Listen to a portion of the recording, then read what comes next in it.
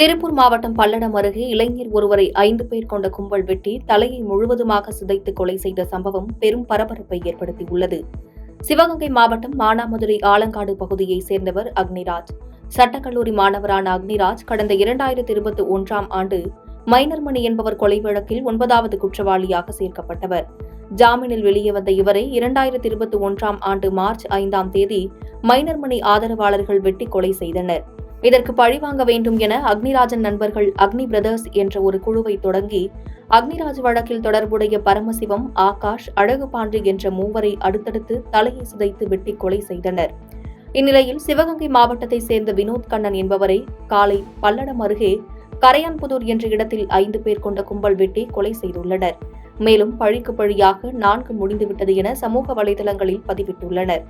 மேலும் இன்ஸ்டாகிராமில் குழுவை உருவாக்கி கதைக்கு முடிவு சொல்லலாம் பகைக்கு என பதிவிட்டு வினோத் கண்ணன் வெட்டப்பட்ட புகைப்படத்தை அக்னிராஜின் புகைப்படத்தோடு இணைத்து ஸ்டோரியாக வெளியிட்டுள்ளனர்.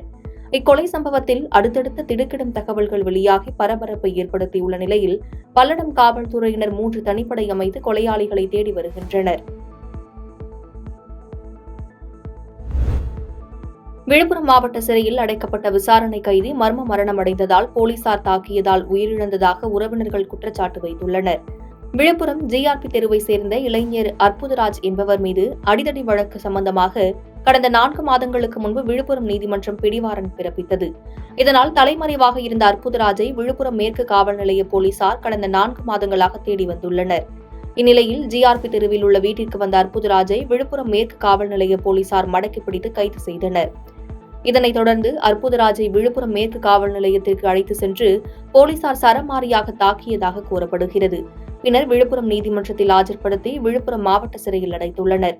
இந்நிலையில் காலை அற்புதராஜருக்கு திடீரென உடல்நிலை பாதிக்கப்பட்டதால் விழுப்புரம் மாவட்ட சிறையில் இருந்து சிகிச்சைக்காக அரசு மருத்துவமனைக்கு போலீசார் அழைத்து சென்றுள்ளனர். அங்கு அற்புதராஜ் சிகிச்சை பலனின்றி உயிரிழந்துள்ளார்.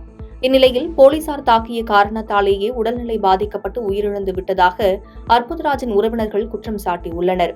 விழுப்புரம் மாவட்ட சிறையில் அடைக்கப்பட்ட விசாரணை கைதி மர்மமான முறையில் உயிரிழந்துள்ள சம்பவம் பெரும் பரபரப்பை ஏற்படுத்தியுள்ளது. நேற்று காலையில் அப்பு என்ற அற்புதராஜ் பெரியகாலி பகுதியை சார்ந்தவன். அவனை வாரண்ட் விஷயமா வெஸ்ட் போலீஸ் ஸ்டேஷன் கூட்டு வந்து அவனை 6:30 மணிக்கு கூட்டு வந்தாங்க. 12 மணி வரைக்கும் வச்சிருந்து 12 மணிக்கு மேல மெடிக்கல் டெஸ்ட் கூட்டு போயிட்டு அதன் பிறகு சாயந்தரம் 6:30 மணி வரைக்கும் வச்சு வெஸ்ட் போலீஸ்லயே வச்சிருந்து 6:30 மணி வரை நீதிமன்றத்துக்கு கூட்டு போயிருக்காங்க. கூட்டும் போனவங்க கொண்டு ரிமாண்ட் பண்ணி உள்ள விட்டுட்டாங்க சப் ஜெயில. காலையில 6 மணிக்கு இறந்துட்டான்னு தகவல் வருது. அது காவல்துறை காலையில கூட்டு போனவங்க மதியானம் டெஸ்ட் முடிஞ்சு இப்போ மதியானமே ஹேண்ட் ஓவர் பண்ணி தான் பிரச்சனை இல்லை. ரீகால் பண்றதுக்கு எவ்வளவு கூட இருந்தும் கேட்டிருக்காங்க, ஒத்துக்கல. ரீகால் பண்ணது உயிர் சேதமும் நடந்திருக்காது. ஒசூர் அருகே மது குடிப்பதற்கு பணம் கொடுக்காததால் பெற்ற தாயை அடித்துக் கொன்ற மகன் காவல் நிலையத்தில் சரணடைந்த சம்பவம் அதிர்ச்சியை ஏற்படுத்தியுள்ளது. ஒசூர் அருகே உள்ள லிங்காபுரம் கிராமத்தைச் சேர்ந்தவர் கட்டிட தொழிலாளி ஸ்ரீநாத். இவருக்கு மஞ்சுளா என்ற மனைவியும் 2 குழந்தைகளும் உள்ளனர். கருத்து வேறுபாடு காரணமாக மனைவி கடந்த 15 ஆண்டுகளுக்கு முன்பு குழந்தைகளோடு பிரிந்து சென்றுள்ளார்.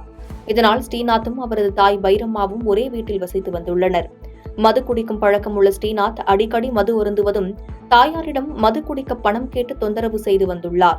இந்த நிலையில் இரவு ஸ்ரீநாத் மது குடிப்பதற்கு தனது தாய் பைரம்மாவிடம் பணம் கேட்டுள்ளார்.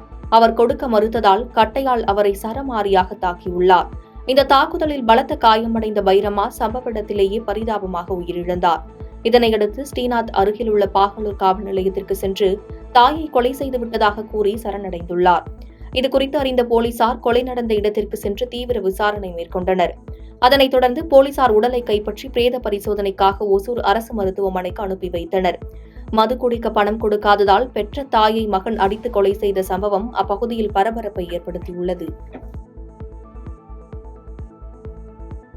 பாதகம் செய்பவரை கண்டால் நாம் பயங்கொள்ளலாகாது பாப்பா, மோதி மிதித்து விடு பாப்பா, அவர் முகத்தில் உமிழ்ந்து விடு பாப்பா. அண்மை செய்திகளை உடனுக்குடன் தெரிந்து கொள்ள இணைந்திருங்கள் இயம்நாடு தொலைக்காட்சியுடன்.